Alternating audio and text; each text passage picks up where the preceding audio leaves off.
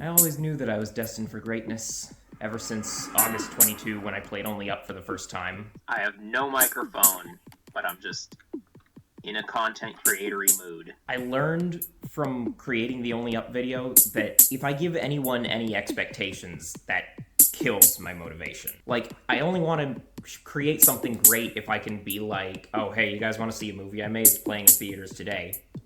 No, hold on. What?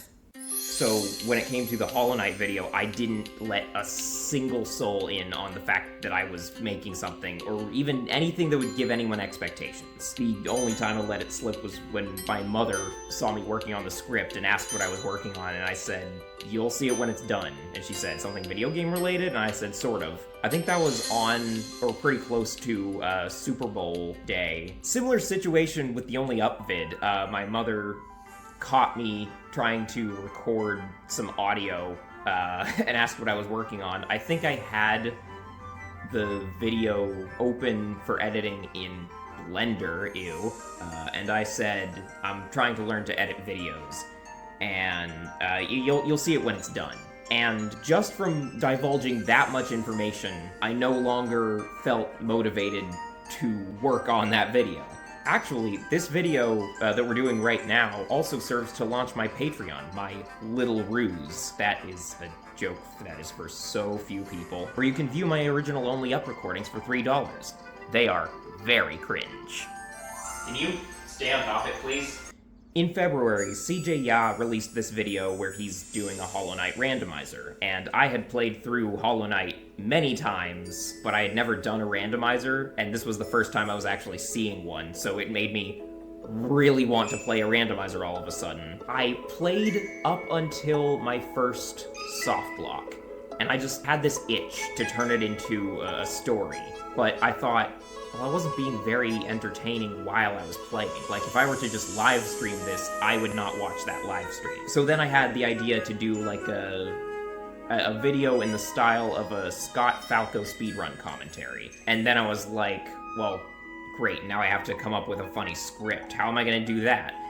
And then the ideas just started flowing. Among the first jokes that I wrote were projectile dysfunction and baddest bee on the block. I think the first joke I came up with was actually the swindled some dead rube out of a crystal heart. I actually wrote the script with Scott Falco's voice in mind, and then when it came time to record, I was like, oh no, I don't sound like Scott Falco. I'm really glad that I chose to use Archipelago as the randomizer, because I wasn't recording initially, so I ended up using the log as reference for what order that I did things in, but then I ended up re-recording everything and changing the order of events, so the log really stood more as inspiration for the script. I am really embarrassed at how long it took me to find the Monarch Wings, but that was one part of the story that I didn't want to change because of the narrative that I had set up. Is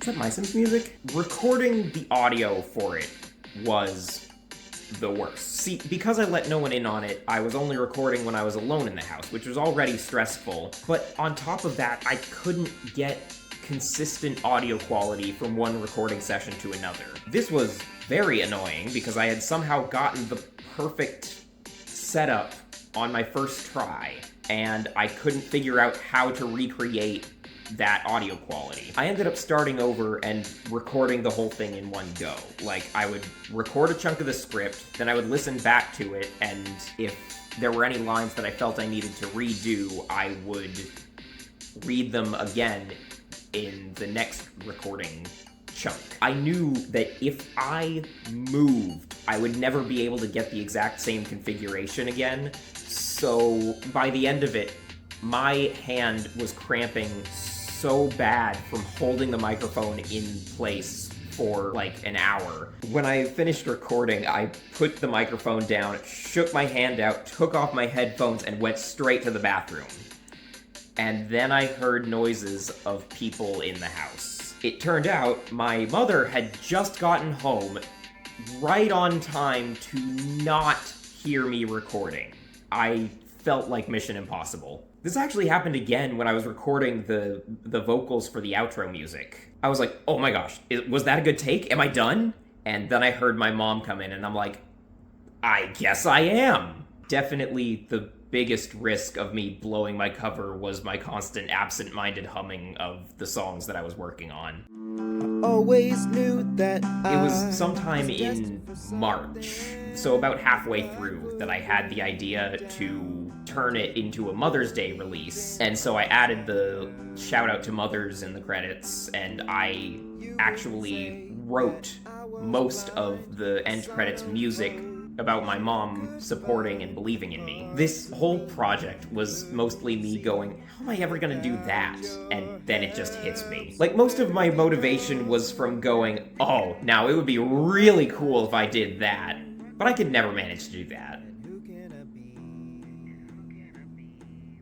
So how crazy would it be if I did? And that was what drove me. I still don't think I necessarily have a passion for making videos. I think I have the skill necessary to make things like this, and a passion for setting expectations low and then blowing people away. That said, I might not make something quite like this again. Like, it definitely helped that I have extensive knowledge of Hollow Knight. I just like playing and doing things with Hollow Knight so much. This may well be my magnum opus. Why did I write that? Like, someone commented that I have potential. What do you mean? What do you think I will be able to do in the future? This is it. Sometimes, if I wasn't feeling particularly motivated, I would re-hype myself about working on the video by reciting it in my head. My journey begins as I take a leap into... I needed to come up with a way to start the video. So I remember thinking, okay, how does a Hollow Knight playthrough start? It starts with you falling down a hole. So I wrote the line, my journey begins as I take a leap into a chasm and descend into the dilapidated depths. But then I was like, wait, chasm? Depths? Methinks I could make a Tears of the Kingdom reference. So I planned to start on a clip of Link jumping into a chasm, and then I would transition to Hollow Knight, and I added the line, wait, this isn't Hyrule, to make it seem like those clips had happened back to back. But then I was like, wait, falling down a hole? No longer in Hyrule? Methinks I could make a Majora's Mask reference. I have Link naked here because I was trying to make it look like the very start of a playthrough, a moment that every Tears of the Kingdom player has experienced, even though I clearly have maxed out HP. It just felt weird to have any armor on, because every piece of armor in that game is easily missable, and I always feel spoiled whenever I see a piece of armor that I haven't yet found in the game. You would think that after a fall like that, both my legs would be broken. In the first draft of the script, this line was, miraculously, I turned that feature off in the settings. But then, one time when I was doing a revisionary pass-through of the script, I was like, wouldn't it sound better if I said disabled? And then, of course, my brain made the immediate connection between broken legs and disabled, and so instead of thinking, ooh, maybe not, I thought, that is hilarious, and I doubled down. But miraculously, I differently abled that feature in the settings. So that is the Archipelago Hollow Knight Randomizer settings page, and if you go there, you might notice that there is no such option as randomized movement. I might have done a bit of inspect element, Control-C, Control-V. Yeah, I'm a bit of a programmer. The game tried to teach me how to focus, unaware that I have ADD. Throughout the rest of the video, it's really clear that I'm talking about ADHD, but that's just kind of an overused term on the internet. The part where it blurs for a moment was not part of the original script. As I was editing, I thought, wait, what if when I talk about not being able to focus, the camera unfocuses? And that is the second worst joke in the video. To open a chest and get #blessed. There are quite a few lines where it's really obvious that I was imagining Scott Falco's voice when I was writing the script. I reached town to find that they had laid out a red carpet for my arrival and opened the map shop early. So I had thought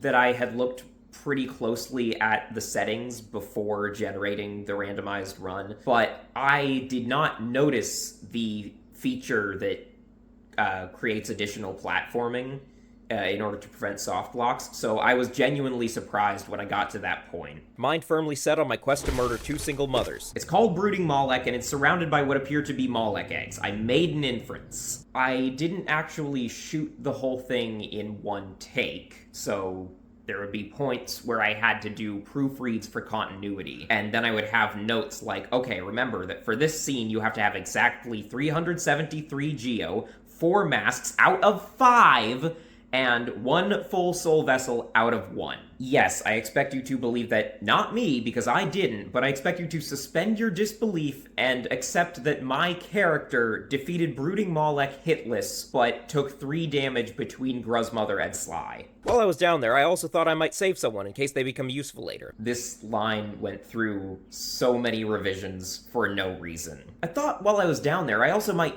No. I also thought I might... No. Thought I might also? The mechanism was barred and replaced with a shard. I referred to the first mask shard as a fragment, and the first vessel fragment as a shard.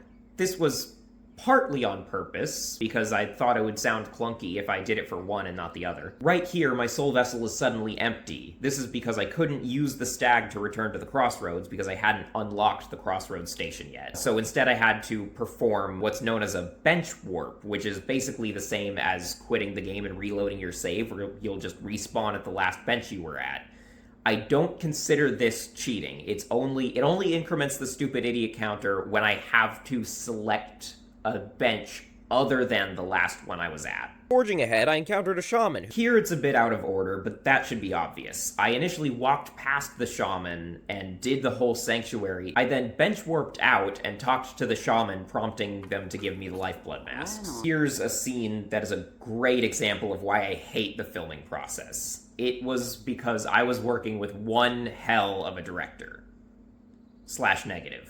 I had to reshoot this scene because I had forgotten to linger in place after picking up the lifeblood masks. And so, because the director was insistent on doing the whole thing in one take, God knows why, he had the whole thing planned out with rigorous notes, like... Full 5 masks, full 3 soul, 800 geo to line up with the previous scenes, because obviously after beating False Knight, I would grab my reward money. Do not talk to the shaman right away. I have to save that for last, because that triggers them giving you the spell. Jump over the husk, jump to this platform, fall down, then jump over the rat, quote-unquote. Successfully remove both planks in a single down strike, which is harder than it looks, but for these earlier parts of the video, I'm trying to look like a cool and epic speedrunner, and for this scene in particular, I need to properly show off both of the balders in the allotted time for this clip, because that better illustrates that when I say rats, I am referring to the balders. Don't forget that in these first 2 scenes, you have to take no damage and kill no rats. That would clash with your later denial of the shaman's request to take care of the rats. So dodge that final rat and pick up the egg. Never appear to be standing still waiting for something. Cool gamers don't do that. Also be 2 masks down because it seems realistic without being embarrassing. In the next scene, which I don't want to reshoot and re-edit, you have 2 nail strikes worth of soul. By far, the most plausible reason that would be the case is if after bench warping to escape the sanctuary, you killed a tick-tick or a gruzzer on your way up the shaft when returning to Dirtmouth. Therefore, when you talk to the shaman, you have to have 0 soul and 842 geo exactly. Here, I have 844 geo, and here I have 717. I was hoping for people to catch this and realize that I had bought the Crossroads stag that I had gotten so angry about a moment ago. There are other moments where I expect people to pay attention to how much geo I have, such as when I cut from Millabelle in the Pleasure House to the Nailsmith. The script at one point contained the line, "Fortunately, I had peeped a juicy spoiler and knew that Sly had the goods." I don't remember exactly when or why I changed this, but I am happier with the final product. I'm in love with the shape of Un. Got it from a lifeblood cocoon. Initially, I bought the pale ore off of Sly when I got Yzma's tier, and I had the line, "I also swindled him out of a pale ore," but I thought that the swindled X out of Y joke works better if the first instance is swindled some dead rube out of a crystal heart. So I ended up rewriting the script a bit so that this would say second and not third. Yeah, and I also got my second piece of pale ore. And I re-recorded the scene where I buy the pale ore so that it happens later when I have a different amount of geo, soul vessels, and masks. I woke to find that really happened. Gosh, I wrote the weird dream part, and then I was like, wait, you still have the egg when you wake up, so how am I going to make that work with the narrative that I've set up? And so I made it out like the seer was the moth that I saw in my dream.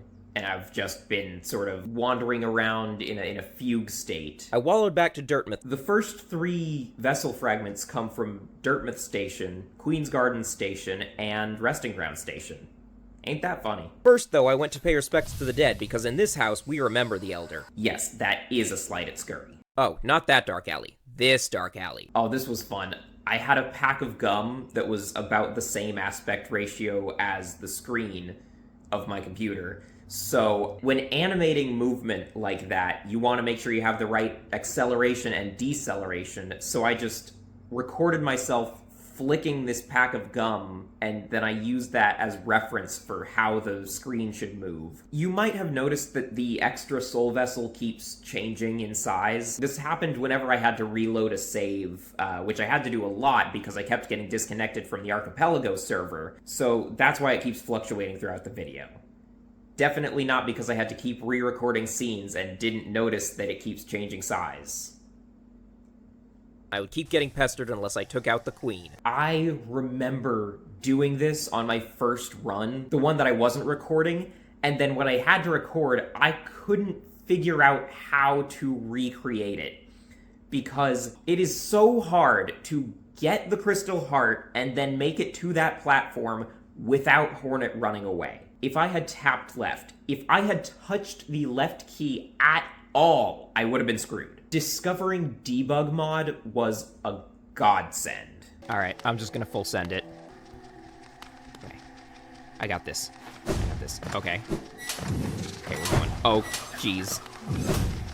Alright, oh my gosh! Come on. Well, yo, I'm doing it? What the heck? Oh! I'm insane. Hey, you guys wanna see something really funny? Whoa, we could have had slope terrain this whole time? Why is this not everywhere? Oh. I brought Hornet's reign to a swift end. I counted the number of hits that it takes to defeat Hornet, and then I made sure to not deliver the final hit until she and I were positioned in the same places we were at the start of the fight, so that it would look like I just killed her in one hit. If I had the wrong amount of soul in that shot, I would have done it again. Again, I don't know where I would be without save states. Thank you, debug mod. A prison reserved for Gay babies! If you're a Tom Petty fan, and you happen to see my comment on the official Won't Back Down music video, that was just a little foreshadowing for you.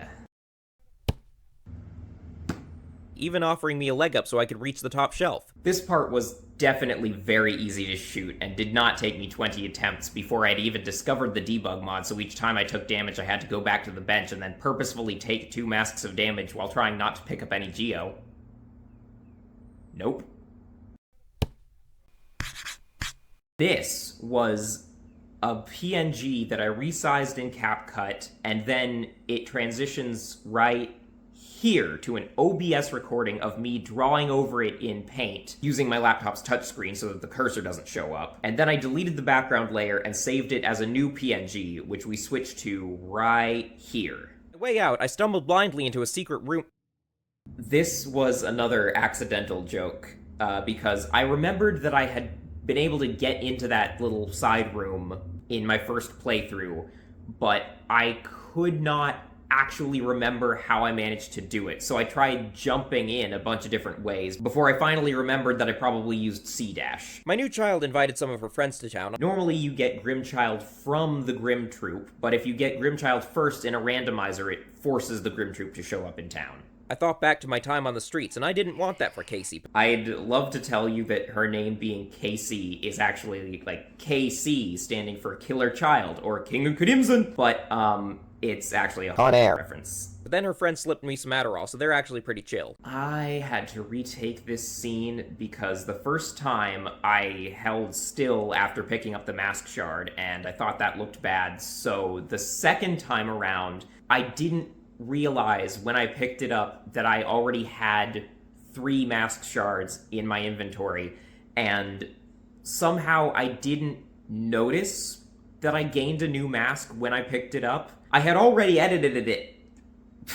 I edited it into the video, and then I was like, wait, why do I have 7 masks in this scene, but only 6 masks in this scene? Oh, gosh dang it. In the Deep Nest part, wait. Here's the third unplanned joke of the video. I genuinely misread Deepest as Deep Nest, and I thought, Oh, well now I have to put that in the video. I am not a stupid idiot. I missed that jump. If I had dashed, I would have made it through the whole room in one go on the take that I used in the video, but I thought that didn't look as good. And that's exactly what I did, putting everything I had into the bank. But Casey wouldn't stop harassing that poor businesswoman. I did not know about this interaction until I played the randomizers, so I thought I'd include it in case anyone else is in the same boat. I achieved peak stupid idiocy. There are 2 other places where I could have soft blocked, but I wasn't trying to collect them. In fact, I was trying not to do that. Let's go! I cannot thank this video enough for inspiring me to do credits music. Both of these songs were ideas that I had had bouncing around in my head for a while, and I just finally had a reason to finish them. Sing along now. Down, back at it again. Back with the plan. Back with the man who they call Dan in the white van. Wait, who are you? Ow! What the heck? This was one of the most egregious uses of debug mode because the pale lurker will never run towards you. The only way I could get it to look like he had just suddenly attacked me out of nowhere is if I drove him up a wall, then used no clip to get to the top. When I shot the scene where I defeat the pale lurker, I ended up with a recording where I'm just standing still looking at him for a long time, and then I go in and deliver the final blow, and then stand there for a long time. So that led to this beautiful creation. Something that would permanently change my view. This gag was a pain. It turns out that any mod that moves items around does so using the item changer mod. And the item changer mod has custom graphics for all of the special items. So I couldn't use Custom Night to reskin this. I had to reprogram the item changer mod itself. This ended up being a much bigger hassle than it needed to be, because it turns out one of my earlier ideas for how to do that was what ended up working. I just needed to update Visual Studio. Though, as I was trying to figure this out, I came across a video on the Min-Claw speedrun, which also makes a Dream reference.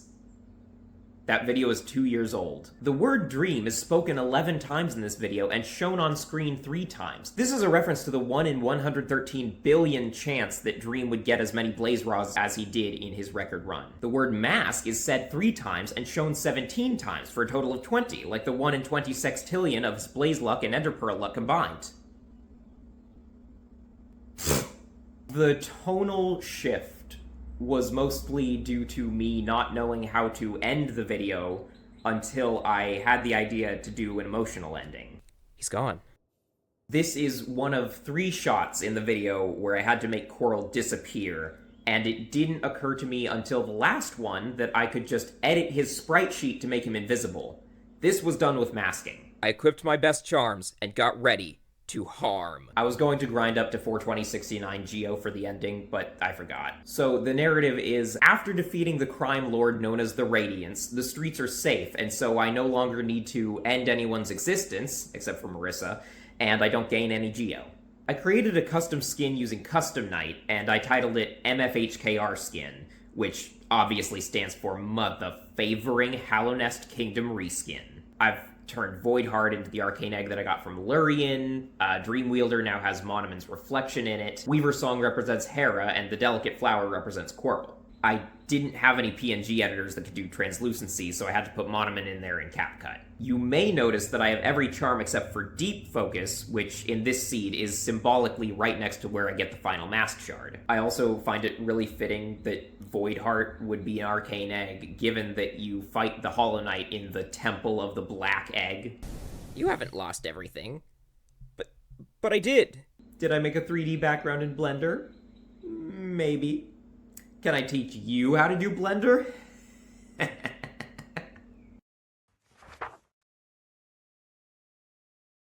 This was actually the first thing that I did when I started editing. I needed to know that this would be possible before I committed to the video idea. I snagged a Grimchild sprite, lowered the opacity, and placed it on top of a second image where the charm is brightened using the marker tool in Paint. Then I had 2 masks that are just parallel lines facing each other and moving in sync. The bench was a last-minute touch. Literally, as I had started working on the credits, I had the idea to put that in there. After the Radiance, I've changed my charm combo once again to be Strength, Quick Slash, Steady Body, Sprint Master, and Mark of Pride. Hello, everybody. I was thinking that it was going to be a 12 or 13-minute video, depending on how long the credits were.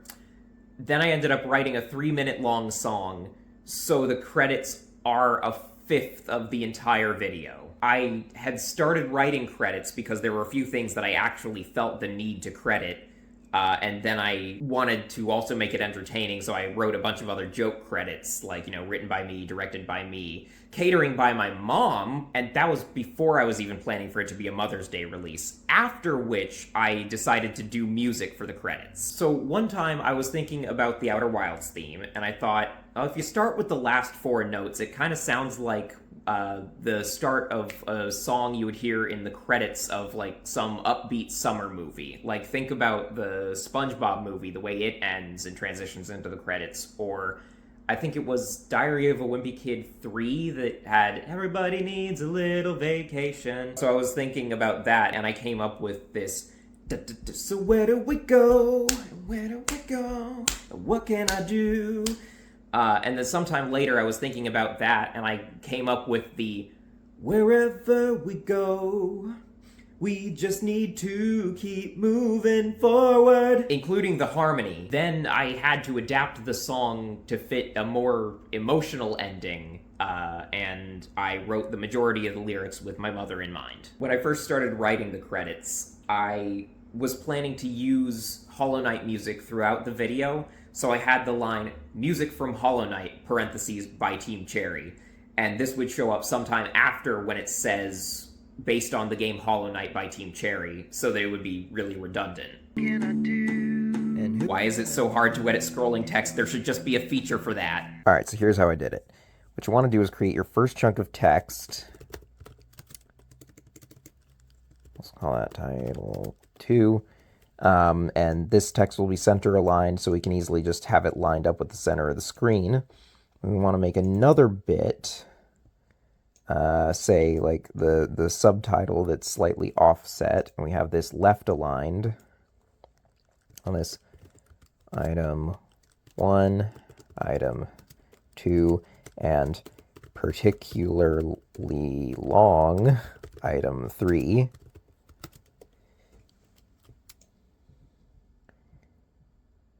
There we go. And the reason I made that particularly long was to show that when you now select both of these as a group, the center alignment point has changed. So this is going to throw off your whole thing. So you don't want that. So what you do is take this and extend it to the edge of the screen, and now you can use that as a separate alignment point. So now, as you scroll this, you'll always be able to line it up with the right edge. Come on. So now we animate it. We go back to the beginning of the timeline, and this is why we left that extra space at the top, is so that we can still grab this after the text has been pushed below the bottom edge of the screen. You want to make sure that you do that first, because if we try and edit the spacing now, it changes the alignment of the two different bits of text. And now, very annoyingly, we have to do this one at a time, because you can't add keyframes for multiple things at once. So add a keyframe at the position, go here, position, keyframe. And then we come over here to the end, and it'll now automatically add keyframes if we move this. Whoops, select both. There we go. And push that just above the top, and the keyframes are added. And now, oh no, I forgot to leave extra space at the bottom, so I can't grab it. Well, that's fine, because now it's animated. You can just scroll back in the timeline. When I first had the idea to include shots of me and Coral in the credits, it was supposed to be a second playthrough where I went out of my way to meet Coral at every possible location and not let him die this time. But that didn't pan out. Wherever we The music credits show up on the same slide as Marissa. I didn't even do that on purpose. In this shot, I finally have the last vessel fragment, which I acquired from Grimm, hence Casey's new look, which is also supposed to represent her growing up.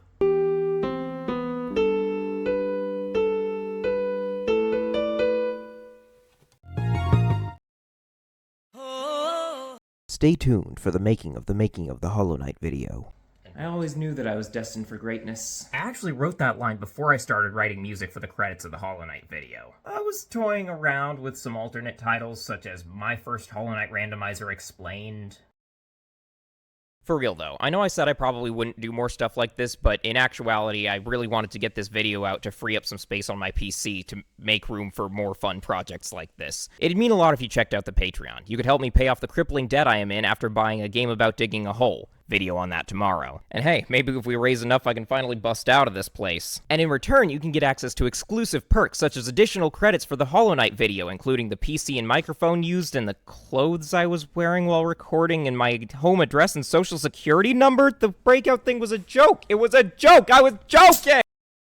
And now for the part where I explain Hollow Knight to all of my friends and family, and friends of family, and family of friends who have now seen the video. Shoot me now.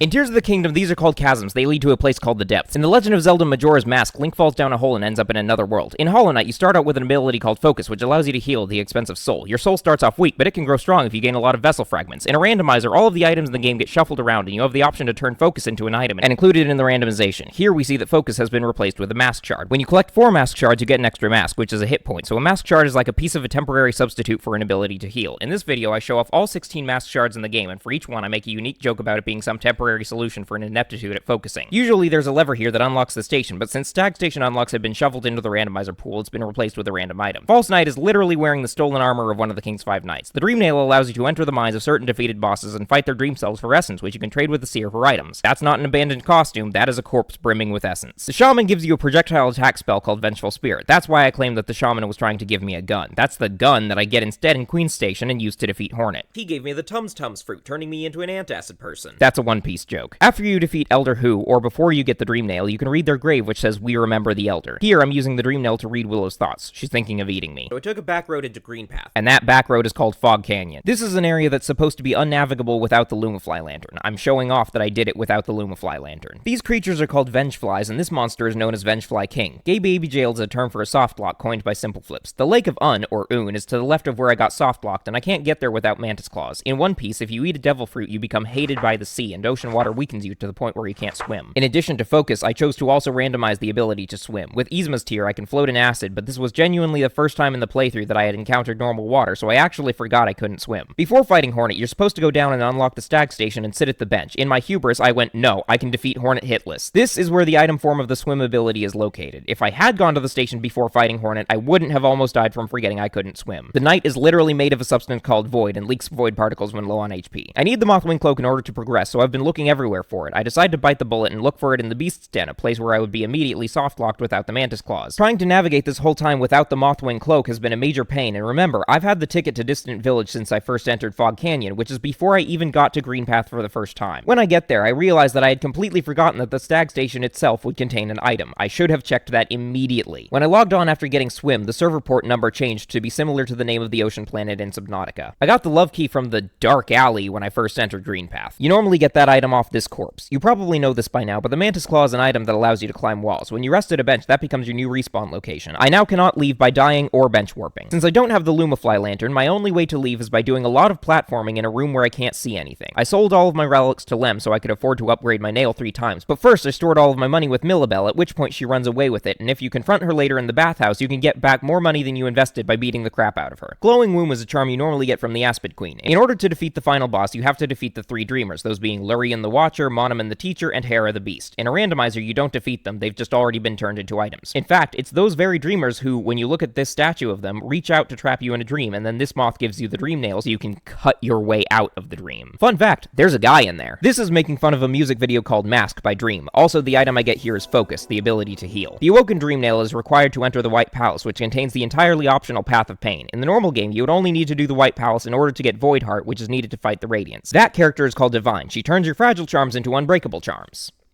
by digesting them. That's not what those charms normally look like. In order to fight the Radiance, you have to fight the Hollow Knight and enter its mind. The player character is commonly referred to as the Knight, and the Hollow Knight helps you defeat the Radiance, hence the 2 Knights joke, which is my least favorite joke in the video. This is Marissa. When I dash away and my essence count is visible on screen, that indicates that I killed her. She knows what she did. Okay, thanks for watching. See you guys next time when you solve the ARG.